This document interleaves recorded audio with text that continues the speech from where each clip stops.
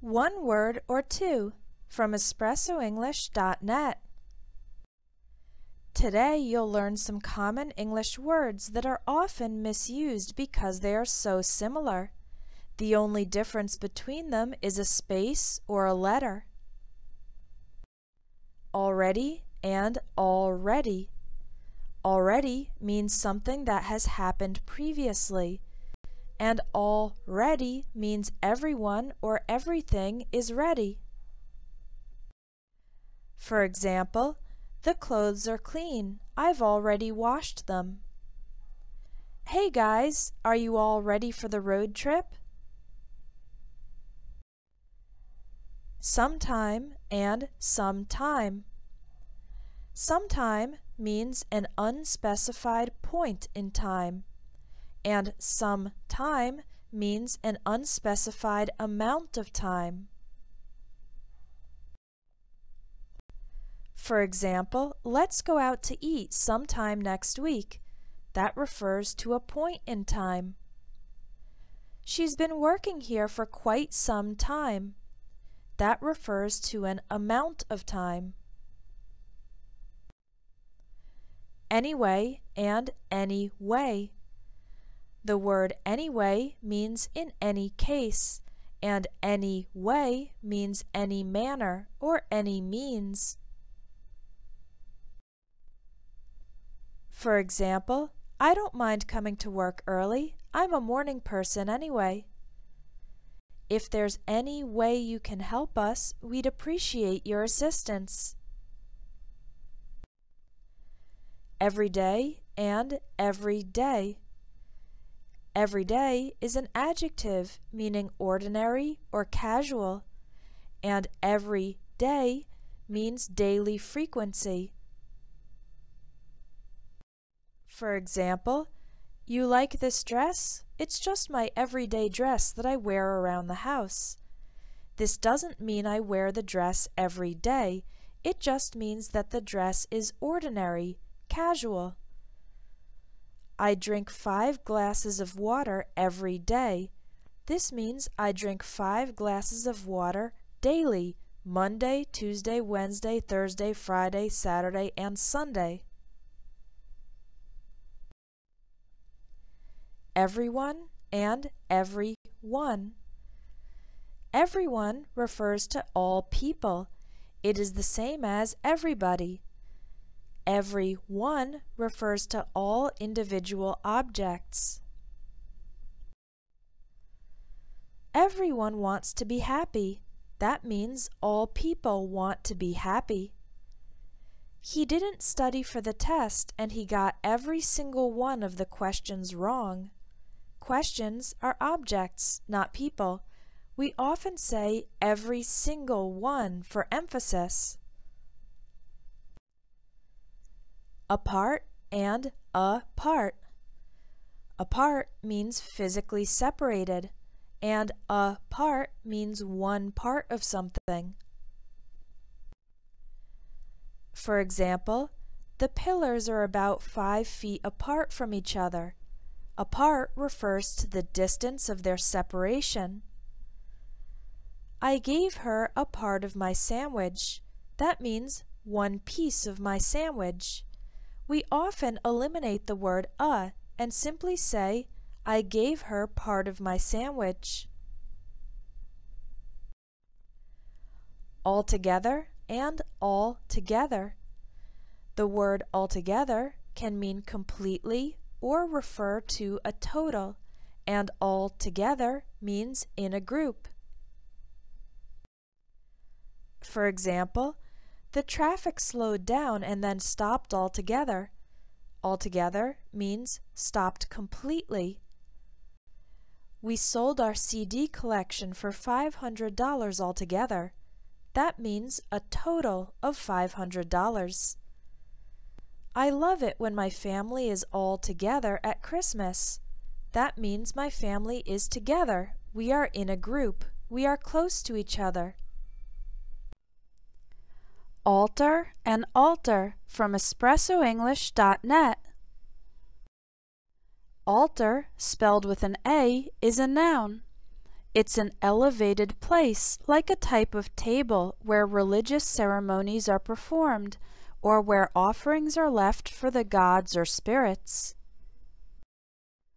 You'll often find altars in churches, temples, and other religious buildings. Alter, spelled with an E, is a verb. It's a more formal word for change. For example, art has the potential to alter our perception of the world. You can republish the article in its original form. It may not be altered. The noun form is alteration. For example, I made a few alterations to the project proposal. That means a few changes. May I suggest one alteration to the schedule for the conference? That means one change. Again, alter and alteration are a little more formal, and in casual, everyday English, we'd probably say change or changes instead. Although the spelling is different, the pronunciation of alter and alter is the same. Appraise and apprise, from espressoenglish.net. Appraise is a verb. It means to evaluate, especially in an official way in which a grade will be given or the value of something determined. For example, the teachers will appraise the students' presentations. A car dealership appraises the value of used cars. Managers often appraise their employees once per year. Again, appraise means to evaluate, especially in some official capacity where a grade is given. The noun form is appraisal, meaning an evaluation. For example, please give me your honest appraisal of the book I've written. We need to conduct a thorough appraisal of the property before buying it. A thorough appraisal is a complete and detailed evaluation. Apprise is also a verb. It means to inform or notify. You can apprise someone of some news. For example, if your colleague Gina wasn't at the meeting, you will need to apprise her of the decisions made in the meeting. Here are some other common structures with apprise. You can say that someone is, was, or has been apprised, or talk about keeping someone apprised. For example, the president has been apprised of the latest developments in the crisis. The students were apprised of the increase in tuition. Please keep me apprised of this situation. Don't say, keep me appraised. Principal and principal, from espressoenglish.net. Principle, ending in ple, is a noun, meaning a fundamental idea, belief, philosophy, or rule. For example, my daughter is learning the basic principles of physics in her science class. Power in the hands of the people is one of the key principles of democracy. He would never steal from the company. He's a man of high principles. High principles means good and strong moral beliefs. The word principle, ending in pal, can be an adjective, meaning main or most important. For example, the lake is the principal water source for the city. It's the main water source. The city gets most of its water from the lake. Principal, ending in pal, can also be a noun, referring to a person who is the director of an elementary, middle, or high school. For example, students who misbehave are sent to the principal's office. Principal, as a noun, has another meaning in finance. It means the original amount of a debt, not counting the interest, the extra money that accumulates over time as the debt is not paid. For example, at a 10% interest rate, a principal of $1,000 will accumulate $100 of interest. Moral and morale from EspressoEnglish.net. The word moral can be a noun, meaning the lesson learned from a story. It's often used in the expression, the moral of the story. The plural form, morals, refer to a person's standards of determining what is right and wrong.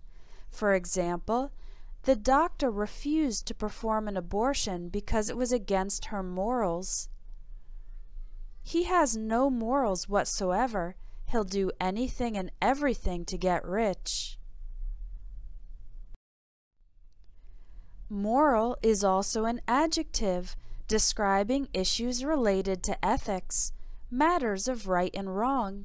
For example, if you know that a child is being abused, you have a moral obligation to inform the police. We often use the word moral with obligation, responsibility, and duty. The word morale is completely different. First of all, there's a pronunciation difference between moral and morale.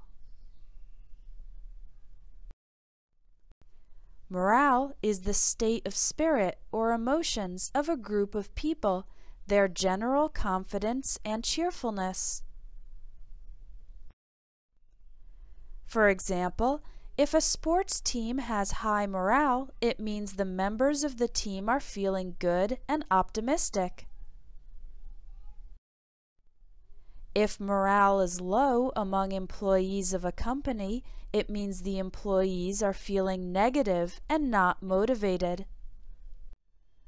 Discreet and discreet from EspressoEnglish.net. These words are pronounced the same, and they are both adjectives. Discreet, ending in ete, means separate, distinct, or individual. For example, the two companies have a partnership, but they are discrete entities. This means the two companies are separate. They are distinct and different from each other. We offer 3 discrete service plans: Internet only, Internet plus cell phone, and Internet plus cell phone plus TV. Again, the word discrete refers to separate, 3 separate service plans. Discreet, ending in EET, means modest, something that does not call attention to itself. For example, the photographer at the funeral remained discreet and respectful. This means he took pictures without calling people's attention to himself. We also have the adverb discreetly to describe actions that are done modestly in a way that doesn't call people's attention. For example, she discreetly adjusted her bra strap, which was falling down her shoulder. Discreetly means she did it modestly, without calling attention. When you describe a person as discreet, it means that person can handle sensitive topics with tact. Tact is good manners and professionalism. Compliment and complement from EspressoEnglish.net. These 2 words are pronounced the same, but they are spelled differently and they have different meanings. Compliment, spelled with an I, can be a noun or a verb. It means a positive comment. For example, if you tell somebody, "You have beautiful eyes," that's a compliment. We can compliment someone or pay someone a compliment. For example, he complimented me on my web design skills, or he paid me a compliment on my web design skills. Both of these sentences mean he made a positive comment about my skills. The adjective complimentary is completely different. Complimentary means something is free. For example, at this hotel, breakfast is complimentary. You get a complimentary cookie when you order coffee at that cafe. Compliment with an E can also be a noun or a verb. It means when two different things go well together. For example, that necklace is the perfect complement to your outfit. Your outfit means your clothing, so this means the necklace and the clothing look nice together. My business partner and I really complement each other. She is more organized and I'm more spontaneous. Again, we have two people with different personalities that go well together. The adjective complementary also describes when two different things go well together. So you can say, my business partner and I have complementary skills or complementary personalities. This was a free sample from the new ebook 600 Plus Confusing English Words Explained, available at espressoenglish.net. It has more than 200 pages and over 5 hours of audio to help you master these confusing English words.